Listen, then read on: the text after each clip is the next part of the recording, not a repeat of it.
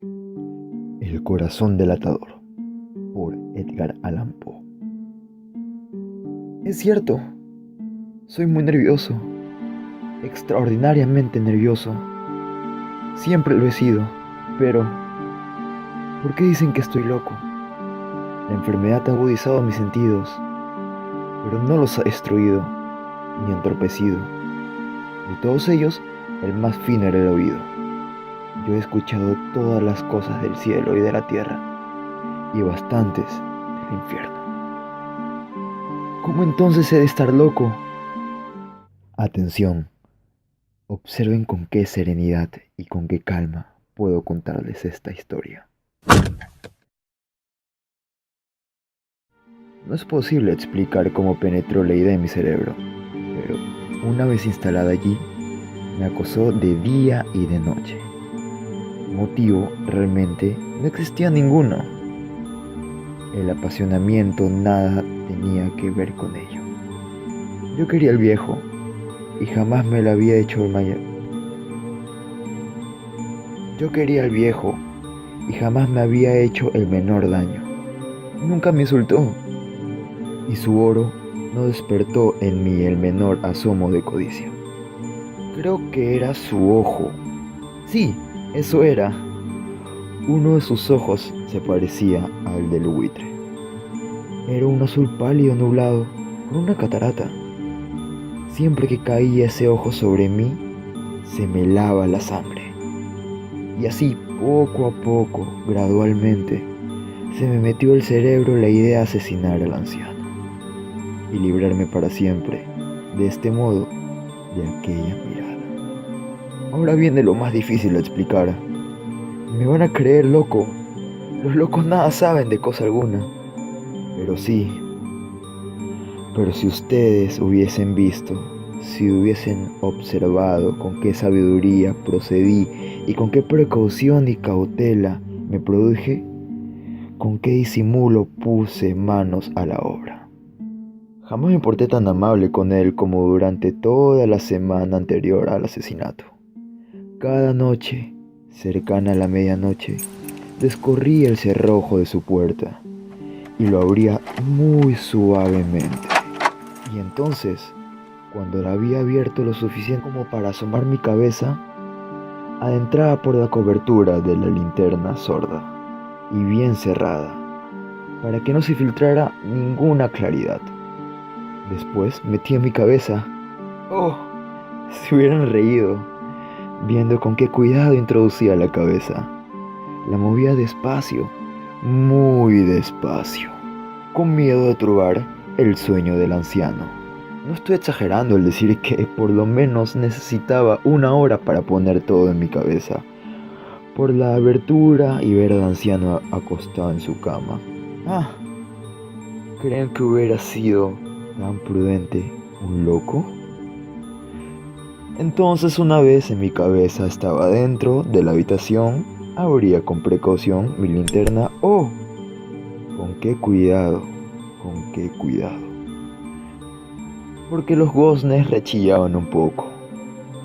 Abría justamente lo necesario para que un rayo casi imperceptible de luz incendiara el ojo del buitre. Hice esto durante 6 noches, inacabables a medianoche precisamente, pero encontraba siempre el ojo cerrado, y así fue imposible realizar mi propósito, porque no era el viejo el que me molestaba, sino su maldito ojo. Y todas las mañanas, cuando amanecía, entraba osadamente en su cuarto y le hablaba valerosamente, pronunciando su nombre con voz cordial, interesándome cómo había pasado la noche. ¿Estáis viendo? Pues que había que ser un hombre muy perspicaz para sospechar que todas las noches, precisamente a las 12, le observaba durante el sueño. Al fin, en la 8ª noche, abrí la puerta con mayor cautela que antes.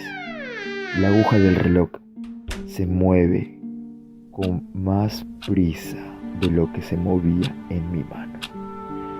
Nunca como aquella noche pude darme tanta cuenta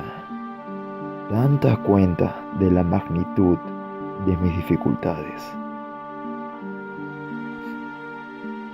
de mi astucia. Apenas podía dominar mi sensación de triunfo. Pensar que estaba allí, abriendo la puerta poco a poco, y que él ni siquiera soñaba en mis acciones o en mis pensamientos secretos. Con esta idea se me escapó una risita, y tal vez me oyese, porque se movió tan pronto de su cama como si fuese a despertarse. Tal vez crean que me retiré. Pues no, se equivocan.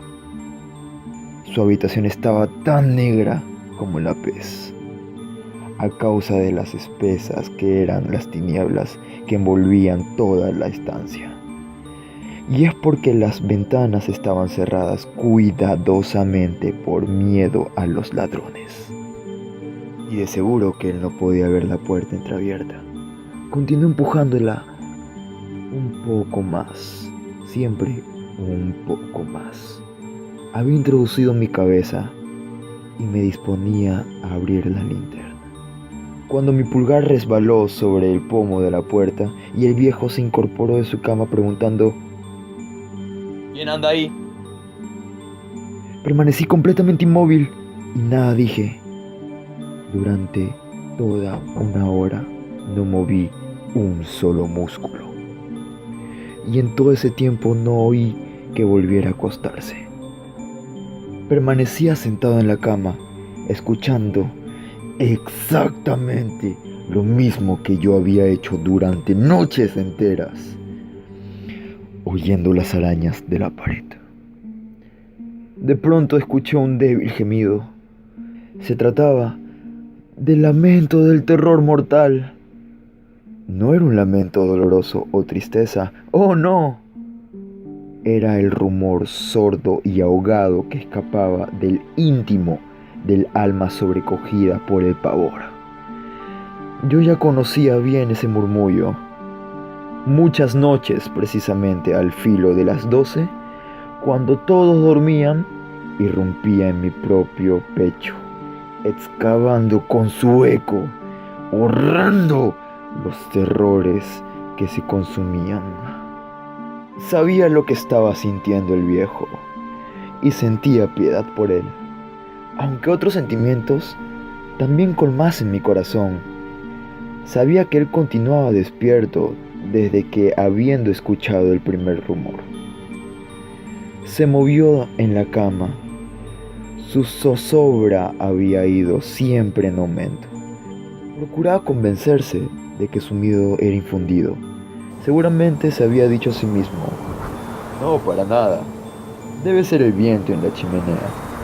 Un ratón que corre por el entarimado. Cualquier insecto. Sí. Procuró calmarse como cualquiera de estas hipótesis. Pero fue todo inútil, porque la muerte que se aproximaba había pasado ante él con su gran sombra negra y ya envolvía a su víctima. Y era la influencia fatídica de esta sombra no vista lo que hacía sentirle eso, aunque no viera ni escuchara nada, lo que le hacía notar la presencia de mi cabeza en su cuarto. Luego de haber aguardado tan largo rato, con toda paciencia, sin oír que se acostara de nuevo, me aventuré a abrir un poco la linterna, pero tan suave, tan poco, como si nada. La abrí cautelosamente, tan furtivamente como no pueden imaginarlo, hasta que al fin mi único y pálido rayo, como un hilo de telaraña, salió por la ranura y descendió sobre su ojo del buitre. Estaba abierto, totalmente abierto, y al verlo me encolericé. Lo vi con claridad perfecta, todo él, de un azul mate y cubierto por una horrorosa nube que lava la médula de los huesos.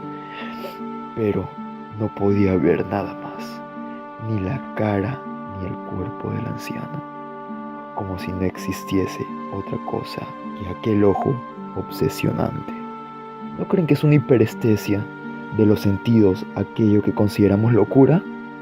Les diré que un rumor sordo, ahogado y continuo llegó a mis oídos, semejante al producto por el tic-tac de un reloj envuelto en algodones. De inmediato reconocí ese sonido. Era el corazón del viejo latiendo. Enardeció mi furia como el redoble de los tambores excita la valentía del soldado. Me controlé. Sin embargo, continué inmóvil. Apenas respiraba y mantenía quieta entre las manos la linterna. Me esforzaba en conservar el rayo de luz fijo sobre el ojo, y en tanto el pálpito infernal del corazón del anciano era cada vez más fuerte, más apresurado, sobre todo más sonoro. El pánico del viejo debía ser tremendo, resonando ese latir que se envolvía cada vez más fuerte, minuto a minuto. Les he dicho que estoy nervioso. En verdad, lo soy. Y entonces, en plena noche y en medio del pavoroso silencio de aquella vieja casa, un miedo tan extraño hizo penetrar en mí un terror irresistible. Durante algunos minutos me contuve y quise mantener la tranquilidad, pero la pulsación que se hacía cada vez más fuerte, siempre más fuerte, creí que mi corazón iba a estallar. Una nueva angustia se apoderaba en mí. El miedo, los rumores que iban a producirse podían ser oídos por algún vecino, porque había sonado la hora del viejo. Con un gran alarido, abrí del todo la linterna y me precipité en la alcoba. El viejo entonces dejó de escapar un grito, uno solo. En un momento le derribé al suelo y le eché sobre todo el peso de mi lecho. Y hasta comencé a reír. Ufano, viendo tan adelantada mi obra. Durante algunos minutos, sin embargo, el corazón latió un sonido ahogado. A pesar de todo, ya no me atormentaba. No podía oírse nada a través de las paredes. Y por fin cesó todo. El viejo estaba muerto. Levanté la cama y examiné el cuerpo. Sí, estaba muerto, tan muerto como una piedra. Coloqué mi mano sobre su corazón y estuve así durante algunos minutos, sin advertir latido alguno.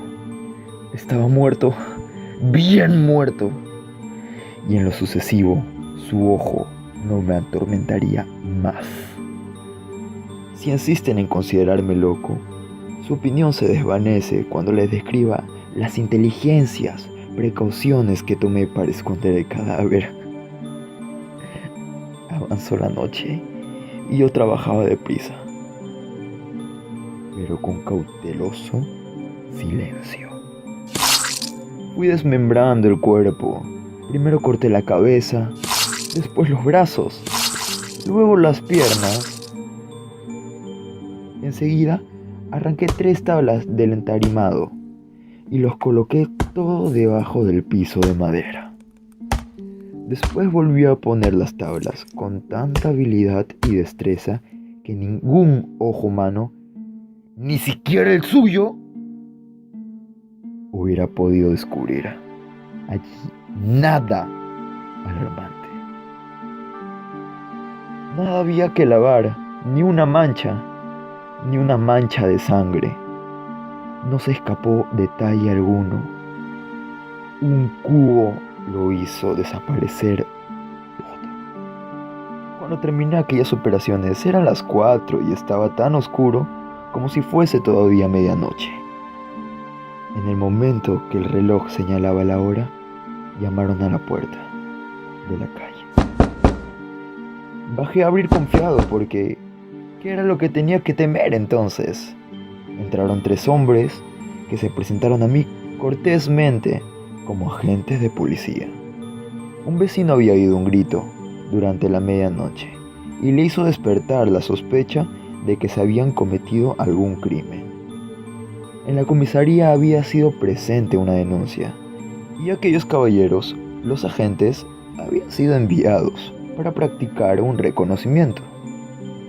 Sonreí, porque repito, ¿qué tenía que temer?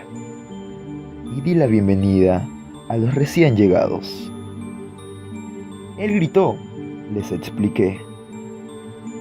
Lo habían lanzado yo, soñando. El viejo, añadí, está de viaje por la comarca. Conduje a mis visitantes por toda la casa, a que buscaran bien. Por fin los conduje a su cuarto. Les mostré sus tesoros en seguridad perfecta, en perfecto orden. Entusiasmado con mi confianza, les llevé unas sillas a la habitación y les supliqué que se sentaran, mientras yo, con la desbordada audacia del triunfo absoluto, coloqué mi propia silla exactamente en el lugar que estaba escondido el cuerpo de la víctima. Los agentes estaban satisfechos, mi actitud les había sido convencido. Me sentía completamente bien. Se sentaron y hablaron de cosas familiares, a la que contesté jovialmente, pero al poco rato me di cuenta de que la palidecía y deseé que se fueran. Me dolía la cabeza y parecía que mis oídos zumbaban. Sin embargo, ellos continuaban sentados y prosiguiendo la charla. El zumbido se hizo más claro y persistió y se volvió cada vez más perceptible. Empecé a hablar copiosamente para libertar esa sensación, pero esta resistió, reiterándose de tal modo que no tardé en descubrir al fin que el rumor no nacía de mis oídos. Seguramente me puse entonces muy pálido, pero seguía hablando sin tino, elevando el tono de voz. El miedo aumentaba, siempre. ¿Qué podía hacer? En un ruido sordo, ahogaba continuo semejante al reproducirse por el tic-tac del reloj envuelto en algodones. Respiraba con dificultad y en tanto los agentes nada oían aún. Hablé todavía más deprisa, con mayor vehemencia, pero el rumor crecía innecesariamente, incesantemente. Me levanté y discutí sobre tonterías, con voz cada vez más alta y seguramente haciendo violencia, gesticulaciones, pero inútilmente. El rumor crecía siempre, porque ellos no querían marcharse. Comencé a andar de un lado para otro de la habitación, pesadamente, dando grandes pasos, como irritados por sus observaciones, pero el rumor crecía innecesariamente. ¡Oh Dios! ¿Qué podía hacer?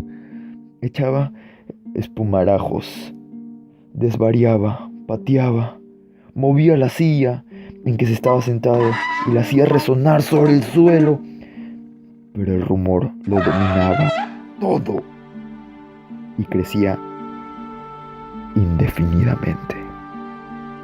Se hacía más fuerte y los hombres continuaban hablando, bromeando, sonriendo. ¿Sería posible que nada oyeran? ¡Dios Todopoderoso! ¡No! No, estaban oyendo, estaban sospechando, sabían que estaban divirtiéndose con mi terror. Así lo creí y lo creo ahora. Pero había algo peor que aquella agonía, algo más insoportable que aquella burla. No podía tolerar por más tiempo aquellas hipócritas sonrisas. Me di cuenta que era preciso gritar o morir. Porque entonces... ¡Atiendan, por favor! Miserables, exclamé. No disimulen por más tiempo.